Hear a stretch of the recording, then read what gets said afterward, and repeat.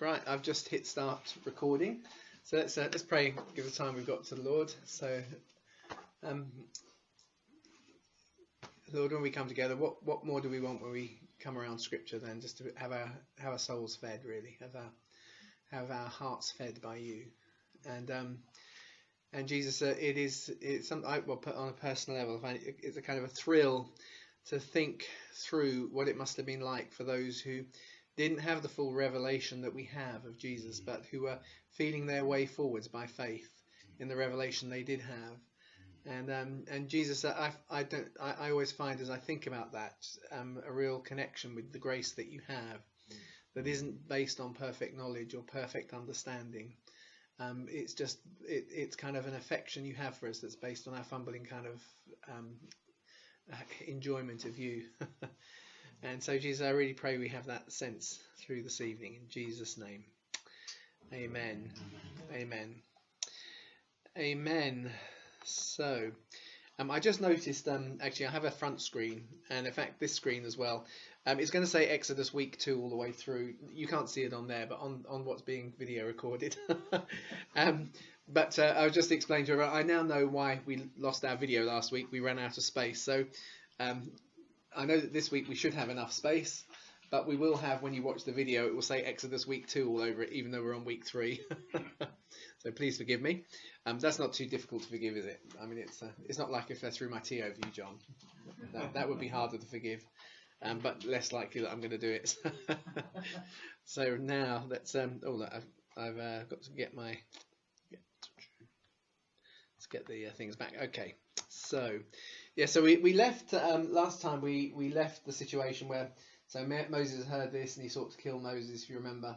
So Moses fled from the face of Pharaoh and lived in the land of Midian, where he sat down by a well. That's how we kind of finished it last week. Just interesting to kind of notice that little kind of circle there where it says Midian.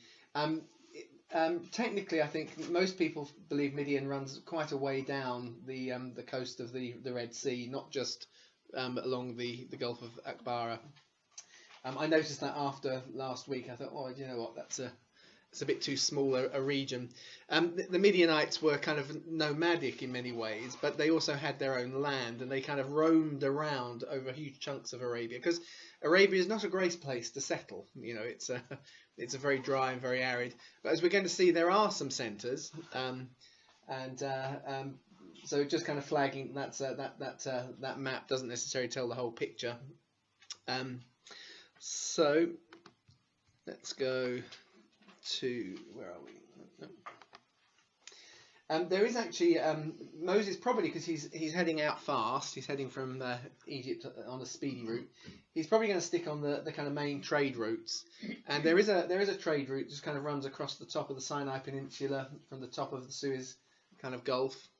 And as it gets to the kind of the top of the Gulf of Akbar, the road kind of divides. There's a road that kind of goes north, which goes up through Edom and so on. But that road splits and peels back round. You can just see it kind of curving there on the map. And then there's a road that runs a little bit more directly down. So they're kind of those two major routes into Midian. There are two branches, but the southerly branch runs straight through a place called Midian, which is in a place called Al-Bad, which I've highlighted. Because I think it's most likely, there's Moses, as he's been brought up in the royal throne. He's probably done some trips. He's probably aware of the trade route. The trade route has places to stop on the journey. There are about 6 of them that cross the Sinai Peninsula. They would probably have been looked after by local tribes, people who kind of man those places. You pay to stay with them, but that's has been as kind of as old as the hills, sort of a system, if you sort of mean.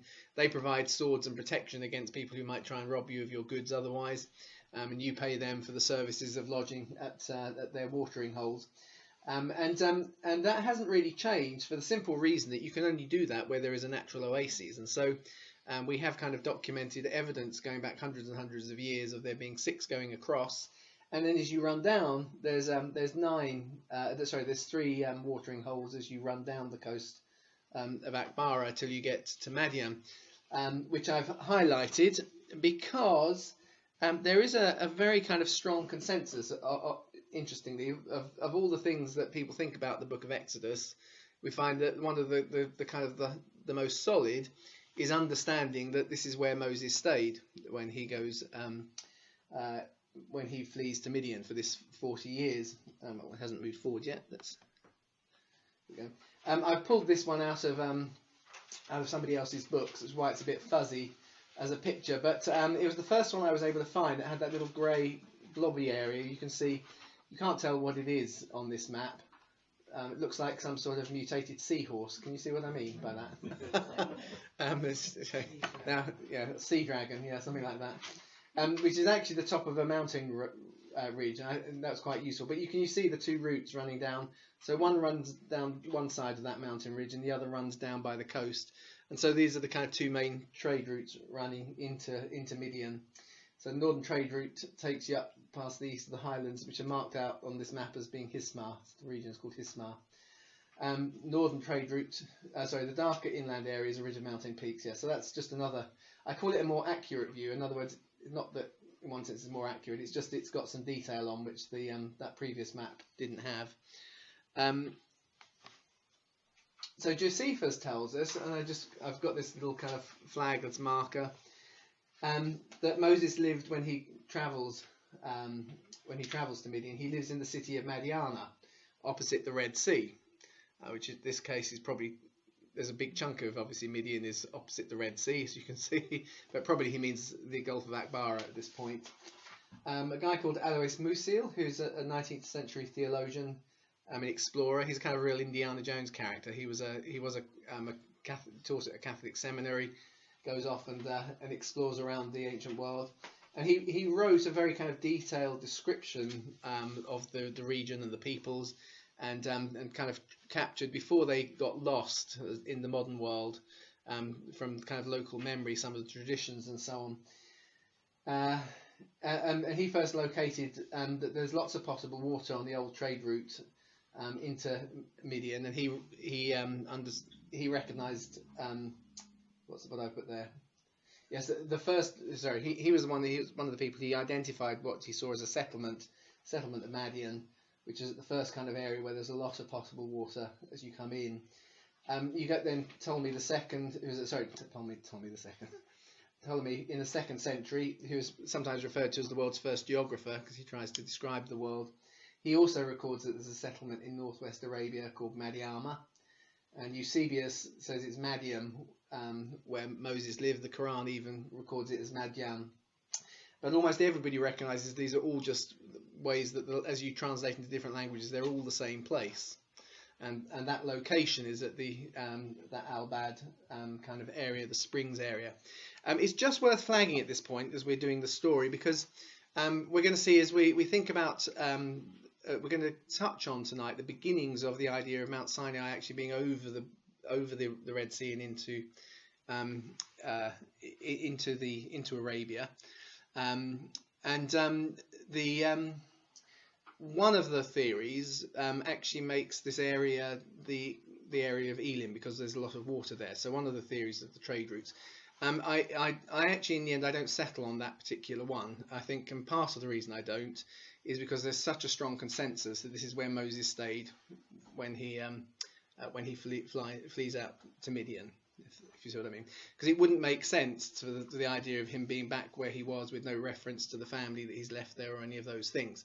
So there is a lot of potable water, like there is at Elim, but actually we're going to see, although I do go for a location in Arabia for Sinai, I actually take a slightly more traditional route through the top of Sinai Peninsula, as the traditionalists would go in terms of the route. And part of that is just simply this thing, there's such a good kind of attestation that this is the region that Moses lived in, and there's no hint of that when he comes back through, if that makes sense. But though there's some interesting things, I've got to stick on target. Got to stick on tonight. If we got time, we'll touch on to them. So Midian, therefore, is a major settlement in Midian. It supports multiple flocks in Exodus, because if you remember, there are various shepherds there. 7 daughters come down from Jethro, the Midian priest. He's got 7 daughters. They come and drew water, filled the troughs, and the shepherds came and drove them away. So there's obviously multiple people kind of maintaining flocks around the area. Another explorer, John Philby, who wrote the Journal of Saudi Arabian Archaeology. Both John Philby, who wrote Travels in the Land of Midian, I think his book was called, and the Journal of Saudi Arabian Archaeology, both effectively view Midian as the kind of centre, if you like, the populated centre. Capital city is probably too strong a word, given the region, but it's the kind of the centre of Midian life. Does that make sense? And that probably makes sense as to why they have their priests in that region. It doesn't mean that's the only place that you have priests, but a bit like when Israel is established, you get an awful lot of them down in Jerusalem, but there are Levites who travel all over, you know. So in a similar sort of way, this is a major centre for the cultural life of the Midianites. And there's probably a touch, as we probably may not get onto it tonight, but we're going to see, if I flag at this stage, that of course Mount Sinai, its older name is Horeb, and it becomes known as Mount Sinai in the Bible, and people are often interested in the fact that there is you find in Arabia a strong connection with moon worship, and Sin, the wilderness of Sin and Sin, is the Babylonian name for the moon god. So obviously it's not the Midian name for the moon god, but there is this kind of interesting connection. And so one of the possibilities, of course, is that the mountain of the moon, if that's the way it's understood, becomes Mount Sinai. If it was a holy mountain, we're going to see that the holy mountain seems to be holy already, even before Moses meets God there. He goes to the holy mountain. He doesn't call it the holy mountain because of his experience. He goes to it. Does that make sense? And so one of the thoughts is that if it's holy within a moon cult, effectively, and that's remembered, that may be where the name Sinai comes from. So that it's known initially as Horeb, which means desolate place, somewhere that's desolate, perhaps worn out. But it becomes known as Mount Sinai because there's a kind of a memory of the fact it was related to moon worship, and actually that's now, as Israel becomes established, they know the name of the moon god as Sin. And so the wilderness of Sin and wilderness of that god.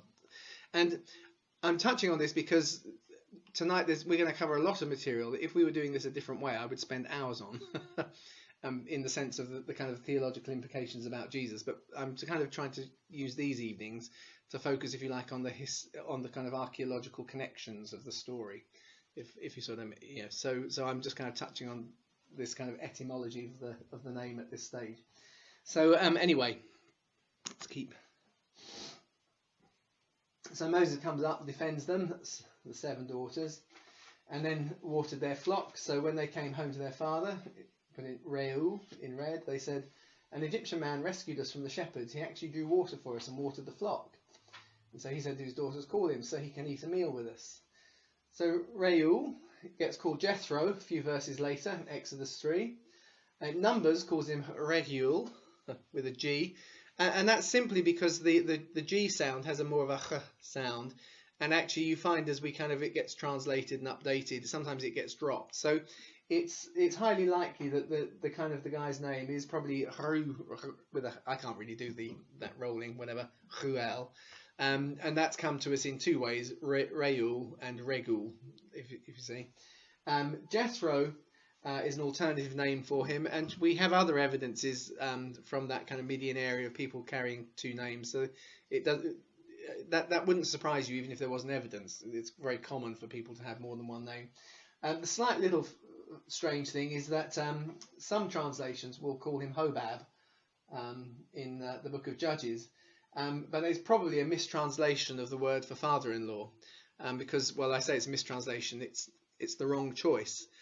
Because the word simply means it's a relative by marriage, and so some translations have assumed that the relative by marriage is Jethro Reuel, but his name is Hobab, and that's actually probably therefore Moses' brother-in-law.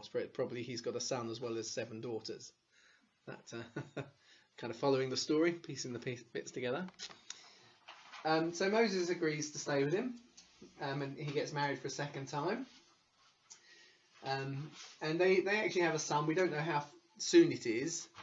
To put that kind of son in context, he gets circumcised when Moses is returning to Egypt. So if he's 40 years old, that might have been quite an embarrassing experience. Sorry. So we don't know exactly when he's born, but at some point they've got married. We don't, there's a whole lot about the timing. We cover in such a short number of verses what is a whole 40-year period. It's difficult to kind of unravel and be definitive in any sort of way about these things.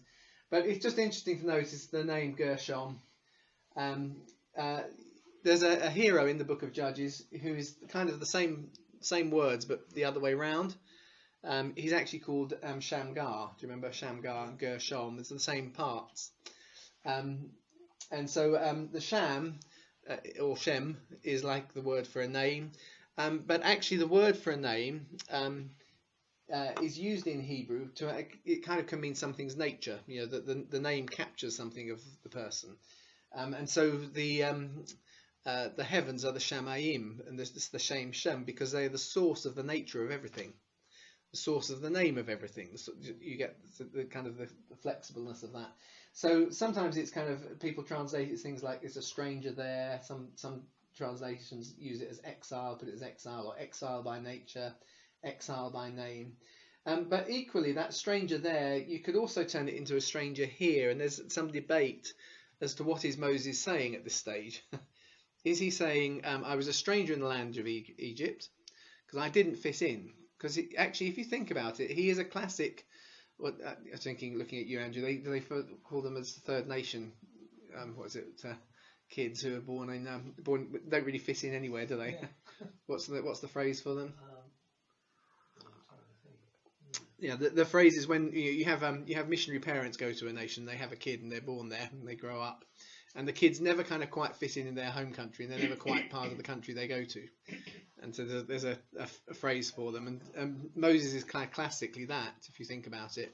He's half been brought up by his parents, but he's also been an Egyptian. He's called an Egyptian here. He's not called a Hebrew. He's seen as thoroughly Egyptian, but he's not really a Hebrew. So is he calling Gershom because he was a stranger there? Or is it because he somehow feels that where I am now, he kind of feels like he's a stranger and he will need to move on from it one day? Do you get the... was I a stranger there? Was I a stranger here? It's all that tension is there.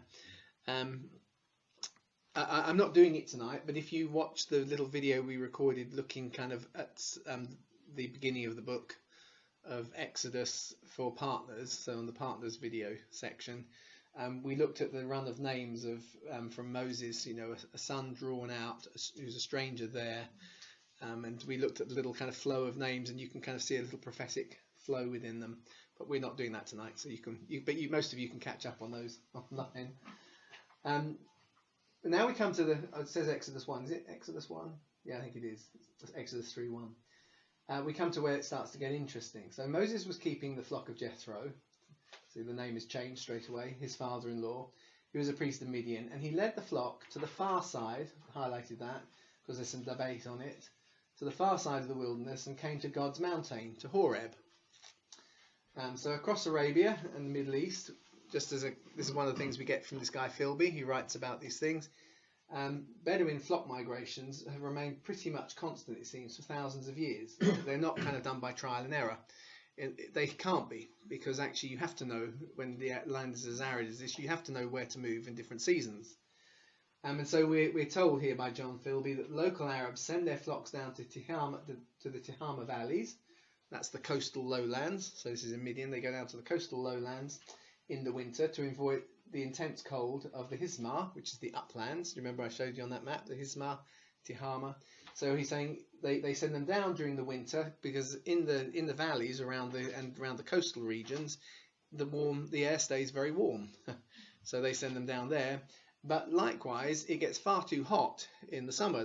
It will hit 40 degrees along the coast of the Red Sea, and that's much too hot. So as it comes to the summer, they head back up to the highlands, because the highlands are kind of they've just that little bit less hot, and therefore kind of more manageable. So if we're thinking about Moses keeping his flock, he's probably in this rotation. And actually the distances that people take their flocks is quite considerable. If you stop and think back to Joseph's story, I can't remember where he goes off looking for his brothers, if you remember, and the location where he finds them is 70 miles from where he lives. So that must take him at least 3 days looking for them. Now he finds them probably because of exactly the same phenomena, which is we know how to migrate, we know which way we're going, but actually some of the distances are quite considerable. They are kind of long seasons on the road with your sheep, and so Moses goes to the far side. Oops, let's go back one. So Midian flocks are rotated between the cooler highlands, which is that mountain, that Black Mountain ridge is there along the plain, which is much higher, the Hisma Plains, before you get the peaks. To the highlands of the Hisma mountain range in the summer and the warmer coastal valleys in the winter. So I've put that little mark in. If he's there at Midian, he'll kind of heads up to one and he returns. He's got that little circle. Now on that map, I've added 4 markers because there are 4 mountain peaks just worth noting at this stage. So the top triangle is a place called Jabal al-Lawz, which some of you will be aware of because it's a popular contender for Mount Sinai. For those that take a view of the crossing being across the Gulf of Akbara, Jabal al-Lawz is a popular kind of location. My own take, as we're going to go through on it, is I think it was moving in the right direction, but I think there are better markers for it. There are better locations. And the reason I put that is I've marked out 3 volcanic peaks here. So the Rabah volcano, which is quite a small one and doesn't actually have a proper name. It's just in a region called Rabah, but it's kind of got a vent and it does blow off some gas from time to time. There's the Halal al-Ishkar and then the Halal al-Badir. But the key thing to mark is they're all along that little range. And actually, in terms of the kind of distances for migration, if Moses is heading almost certainly up to the kind of lowlands or to the region, that region is where he's heading with his sheep. Now, traditionally, we think of Moses going back into Sinai.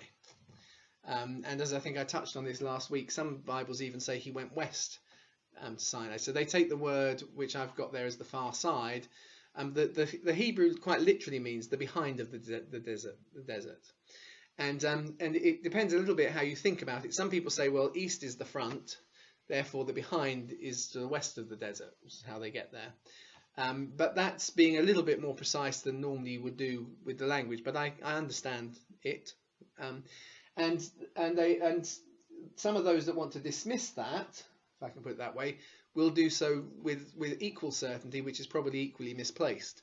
In other words, they say no, it definitely can't be that for kind of reasons that are actually it could be. Let's put it that way.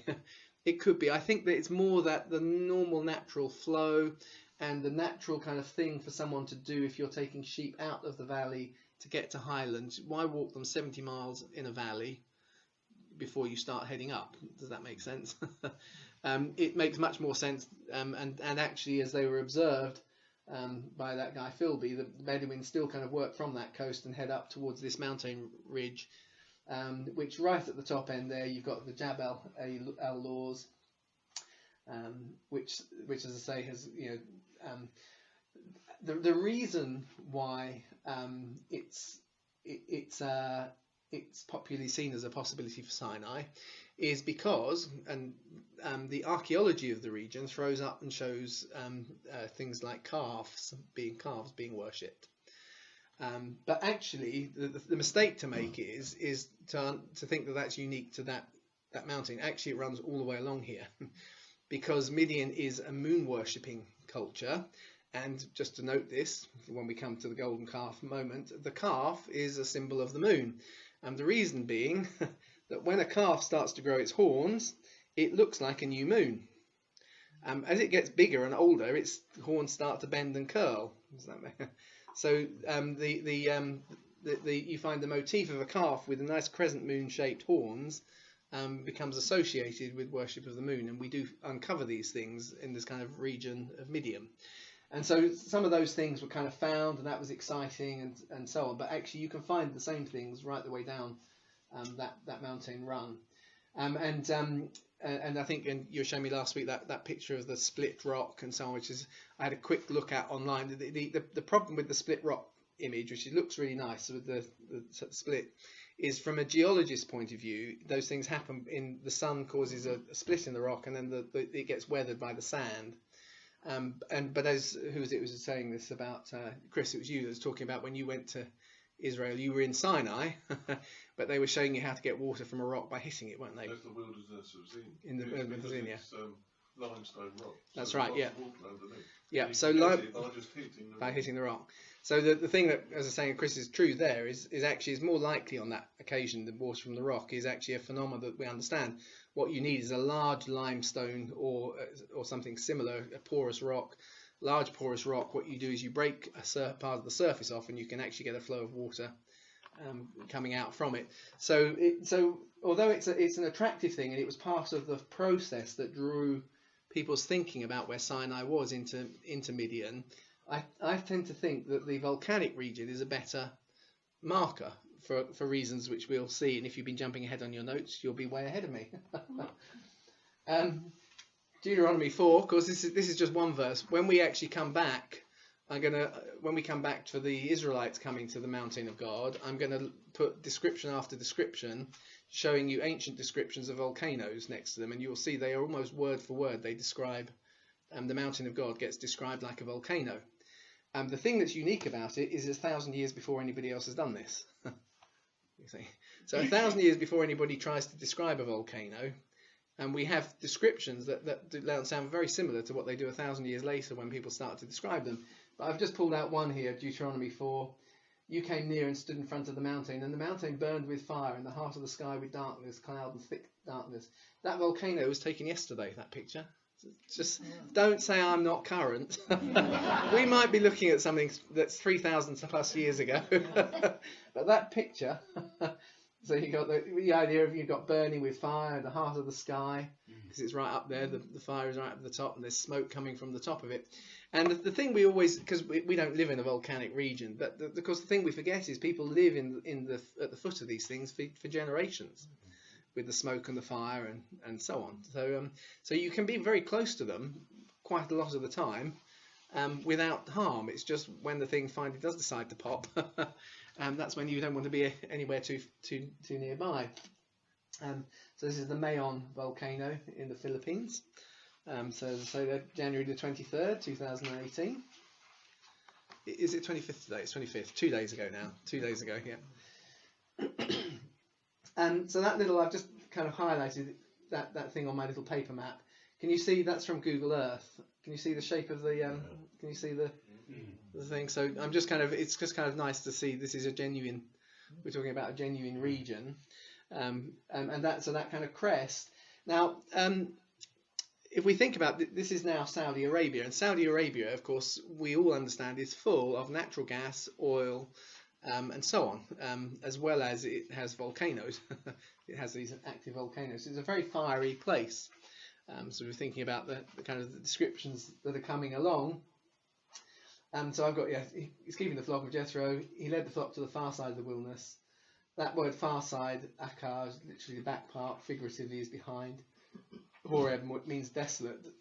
So it could well be that if that ridge, has regularly had smoke coming from it, in terms of the locals, because some of it can just be low rising. If anyone's been to Yellowstone Park, you're not seeing it from miles and miles away, but you get up close and you can see the smoke kind of coming up, and you get really crystal clear lakes or pools, but nothing really grows in them because because when the water came up, it boiled the whatever out of them, and often it's highly acidic or whatever, and so it's not ideal. So it could be quite desolate, which is what Horeb means. So it could be kind of patches of wasted land sort of thing if you've got those things. So I just say to me it looks like a good possibility, and it kind of fits the way the story flows. Some think, well, it looks a bit too far because it's around 100 miles away from where Moses is perhaps staying. But as I said, if Joseph finds his brothers 75 miles away, and there's no kind of comment about, wow, you got a long way. It's just that's the nature of taking the flocks out for a long period of time. So in Exodus 3:2, then we read, the angel of Yahweh appeared to him in a flame of fire out of the midst of a bush. So the angel appears in a flame of fire, not in the bush. We often, he's the flame of fire, and that's coming out of a bush. And he looked, and behold, the bush burned with fire, and the bush wasn't consumed. That's just gas venting out of some mud on the ground in a volcanic region.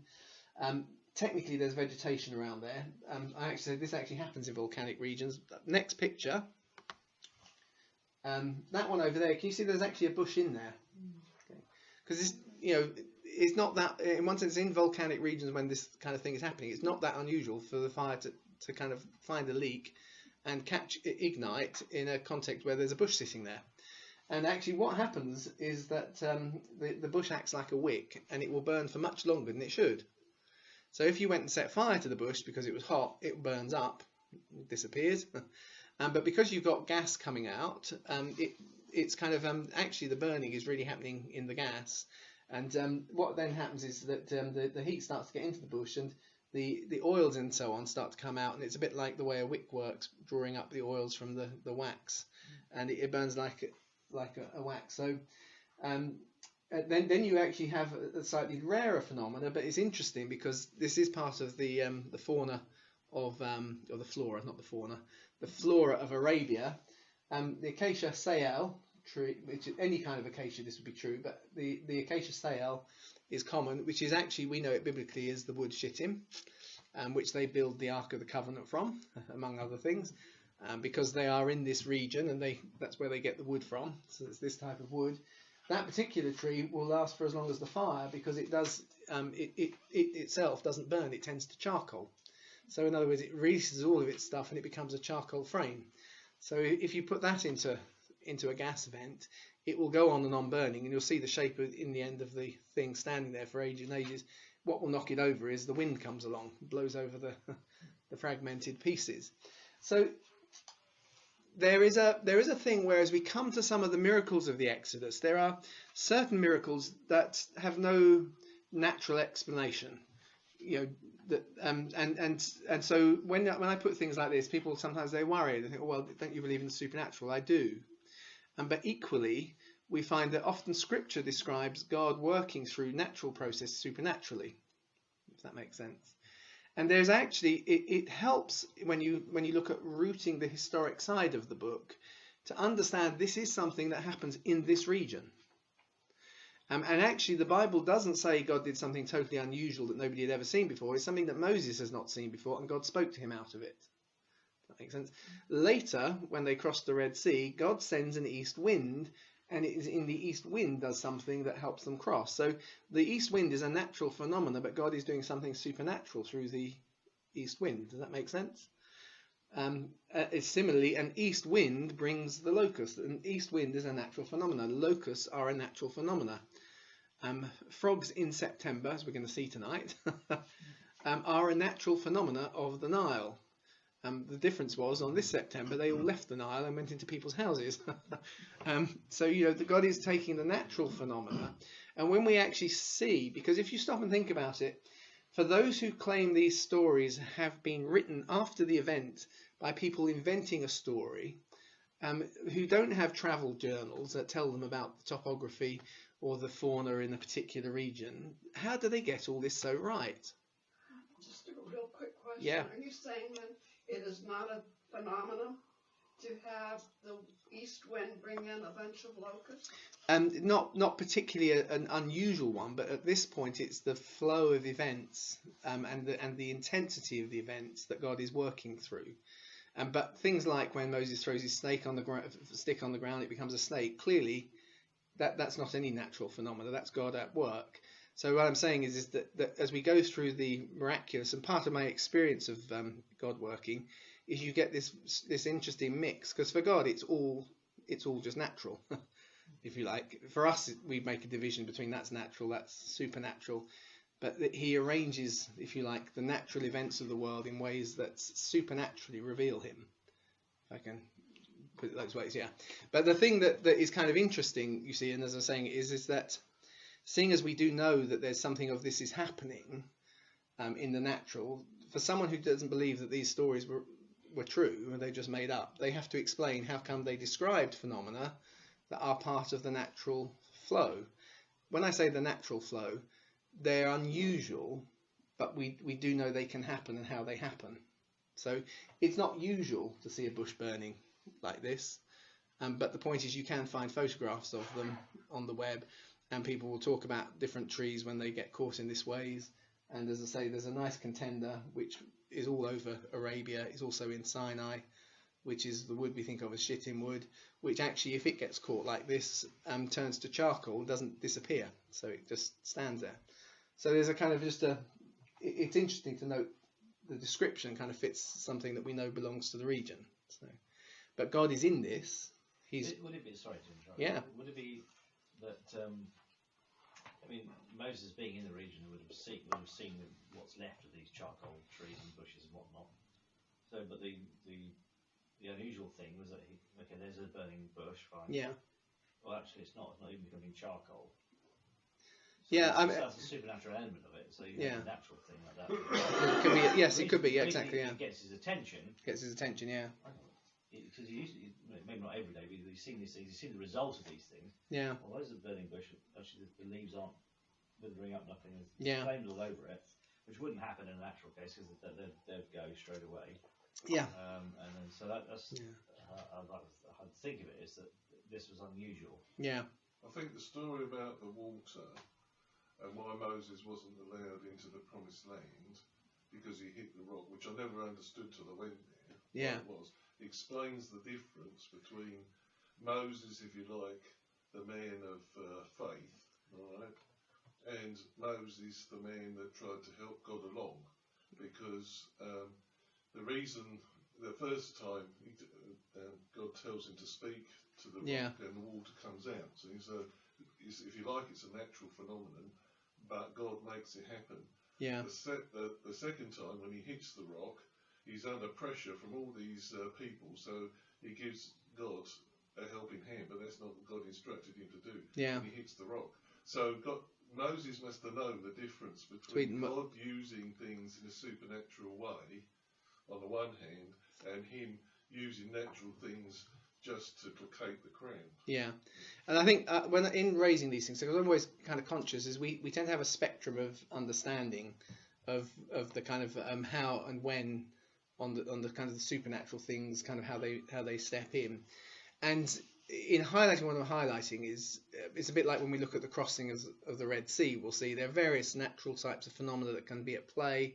But at the end of the day, somehow God does something supernatural. So you can have a spectrum that says, forget any of the natural, it's just purely supernatural. Or you can have the kind of the mix, which is there's some things going on, and these are interplaying with what how God is stretching it. And that is part of, if you like, the revelation of God that comes out of Exodus, is that he is the God of the process from start to finish. Therefore, for instance, as we think about with,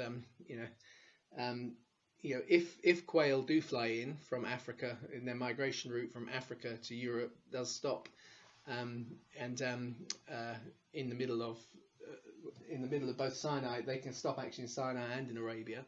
So when quail fly in, that happens every year. But what's the miracle is that they just when they need meat, a great big flock of them turn up, and they're just able to pick them all up off the ground.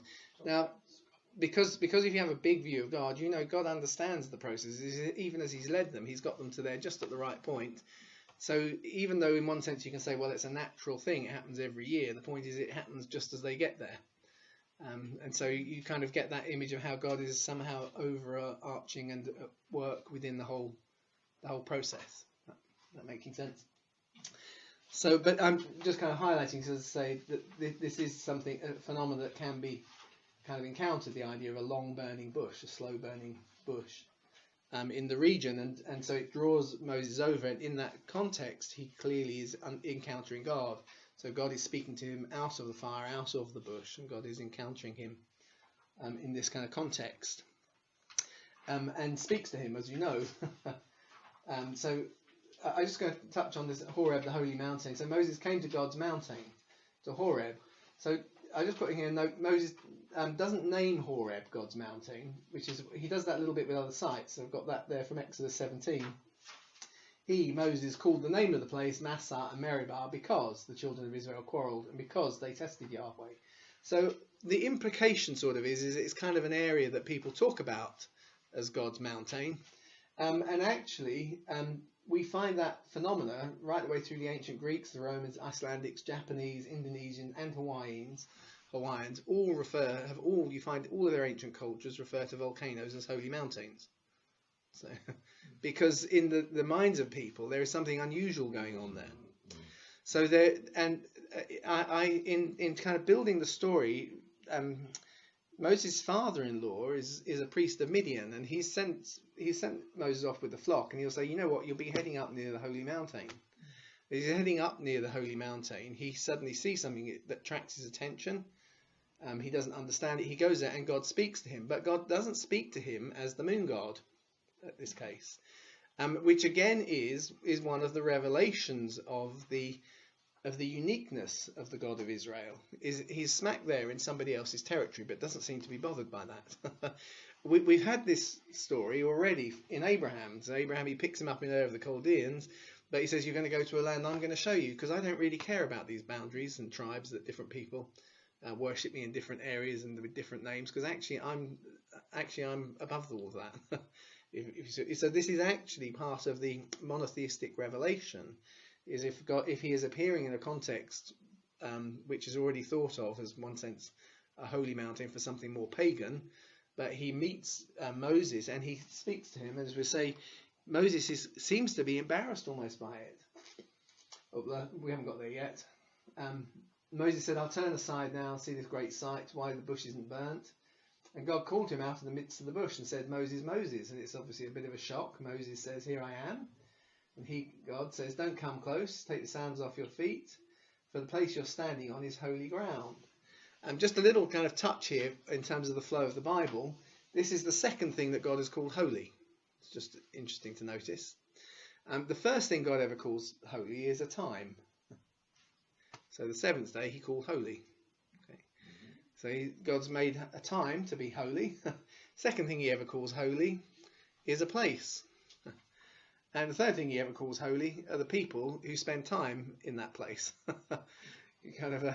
So it's just a kind of, when we think about we are called to be a holy people, we are called to take time in our, when as Jesus puts it, when you go into your inner room, your Father who is waiting in secret is there. There is something about actually the process of taking time in that place with the Lord. Does that make sense? And taking off his shoes made him closer to the holy ground. And I wonder, does it mean something about coming into the home? I don't know, but Andrew, I'm just looking at you. Well, no, it's just that he's in contact with it. He's in contact with it, and it suits God to have him there. Yeah. Where he's been, which his shoes are a symbol of, not so good, but yeah, that's right. In himself. Well, I don't know, because as I say, I was looking at you. Some places you do take your shoes off when you come into the house, don't you? You see, so there's a kind of a sense in which if you're coming into my space, you're coming in. So. So he comes in, but anyway, don't come close. Take your sandals off. The place you're standing on is holy ground. So it's just interesting. This first time in the book of Exodus, second time in the Bible that we find the word holy.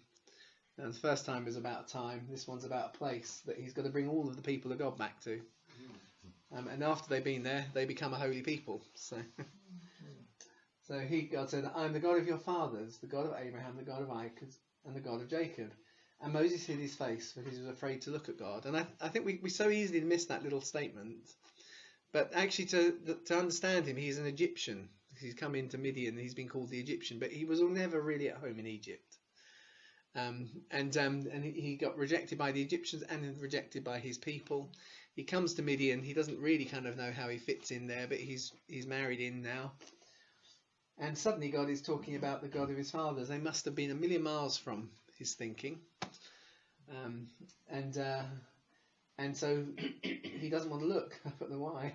Because at this point, I'm not saying that he's a a cheering pagan, but I think Moses is undoubtedly has lost, as probably have most of the children of Israel, their connection with the God of Abraham, Isaac and Jacob.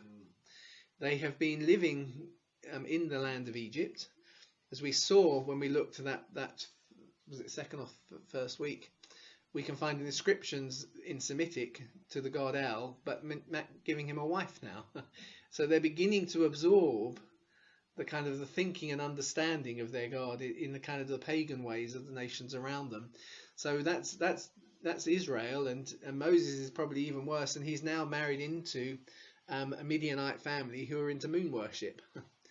And so there's a kind of a wonderful sense of kind of this calling up of Moses out of his background, and reminding him that he has got an ancestry that has a different story. And in this context, we haven't got time to do this chapter. If we're doing this a different way, we could spend hours just on this chapter, because it's an incredible rich one, because God gives him a brand new name, gives him a new name to know him by. And although we've read the name Yahweh as we read through the Bible, it's never in the mouth of one of the patriarchs. It's always in the mouth of the narrator. The narrator who refers to Yahweh. Abraham refers to God as God Most High, El Elohim. El Shaddai. He regularly refers to Adonai. He refers to. So he uses various of those titles, but he doesn't use the name Yahweh. Which is actually, is made up of 4 Hebrew letters, as we know, which Josephus points out are actually all vowels. We may not think of them as vowels, Y, H, W, and H. We don't think of any of those as vowels. But Hebrew, ancient Hebrew, used those consonants as what they refer to as consonantal vowels. So they both have a consonant sound, w and h. But equally, they were used to produce the kind of the sounds of the vowel sounds. Does that make sense? And so, in fact, Hebrew is the world's oldest written language with consonantal vowels. It's the first one to ever use them. And it's a remarkable thing because it allows you to kind of understand the word much more deeply. Now, they weren't quite flexible enough, and so eventually the Masoretes added vowel markers to kind of get more out of it. But the nice thing is, it means that, which is part of the why, it's difficult to even say if they're all vowels. So you say God is Yahoo.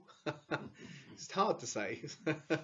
But the thing that rabbis used to kind of say is because you're breathing the name of God, because vowels, the part of the definition of them, they're ones that are made without stops. So you can make all the vowel noises just by breathing out, in or out.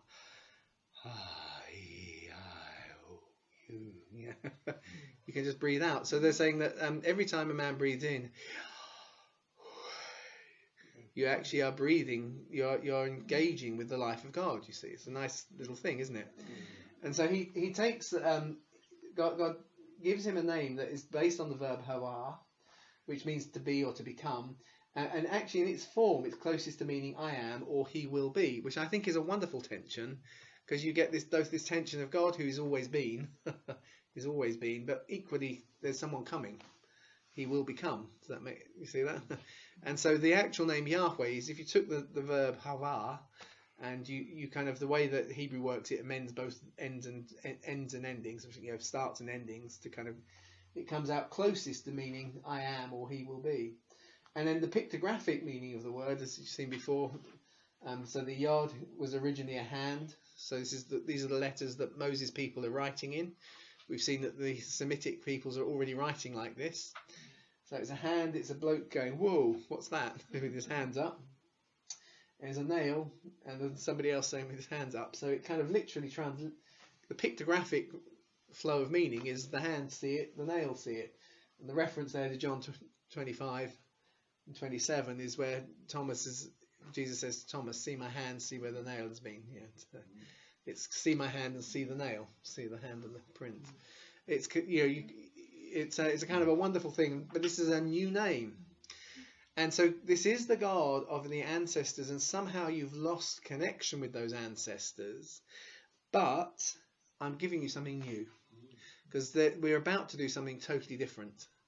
And actually, we're going to go beyond just that kind of personal family God, that he did transfer, he did go across borders, and he did come down with you to Egypt, but you sort of then started to mix him up a little bit. But I'm going to show you something new. There's a new revelation coming of who Yahweh is.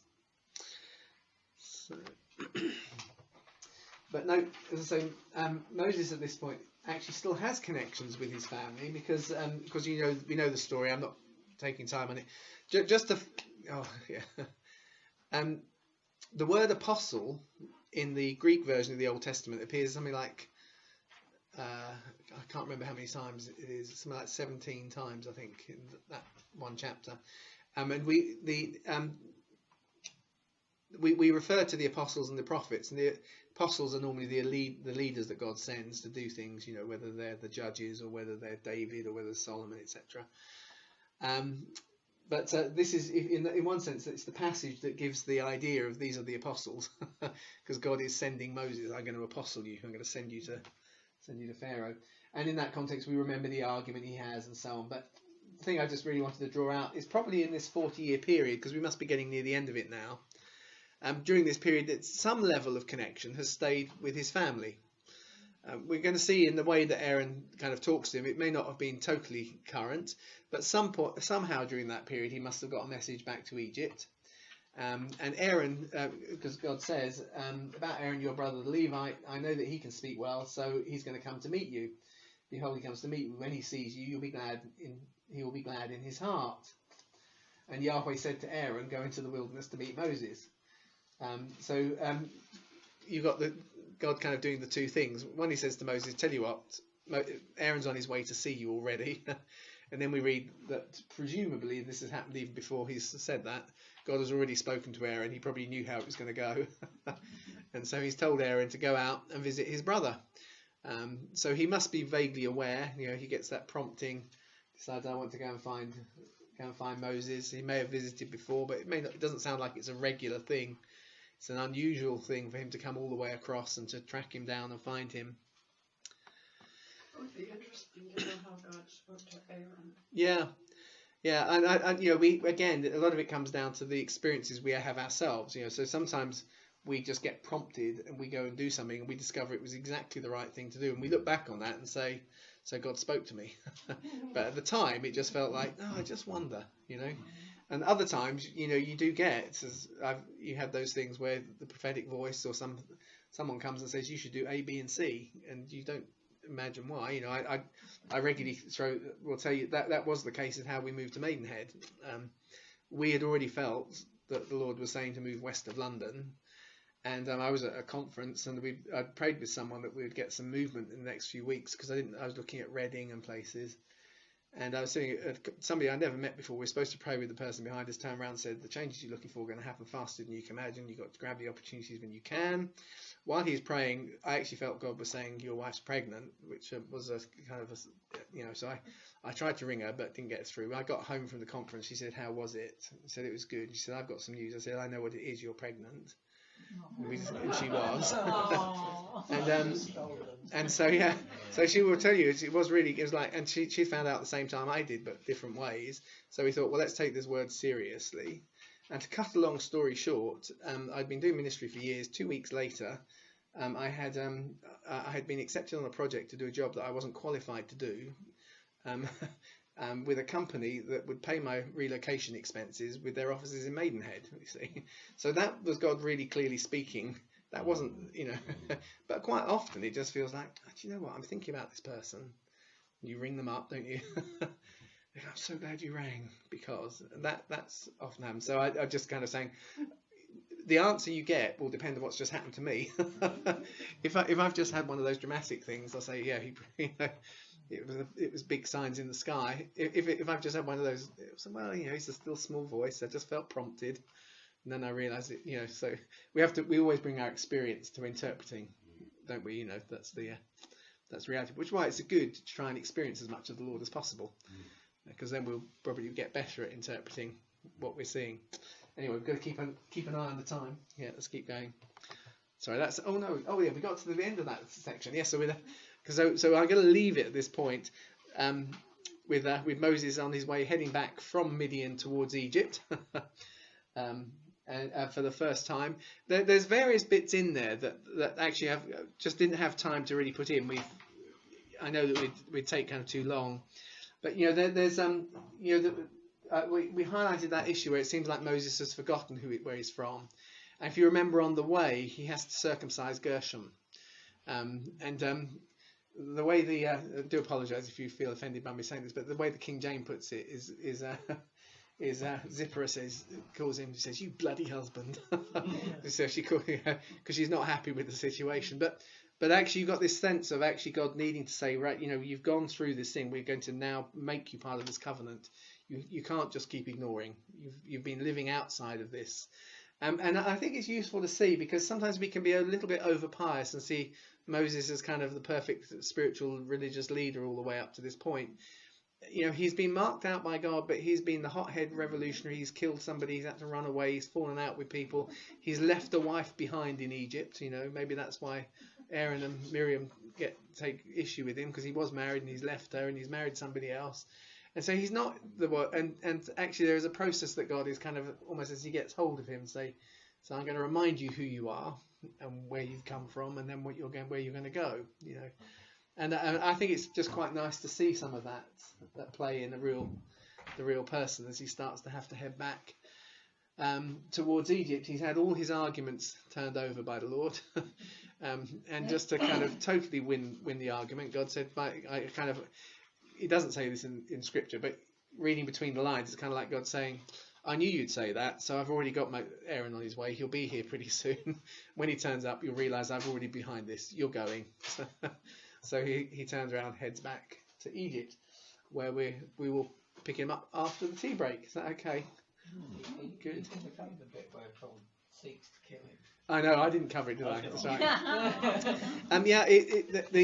On another evening, it'd be much more. It is one of the, because I think there are a whole host of things going on in that those few verses.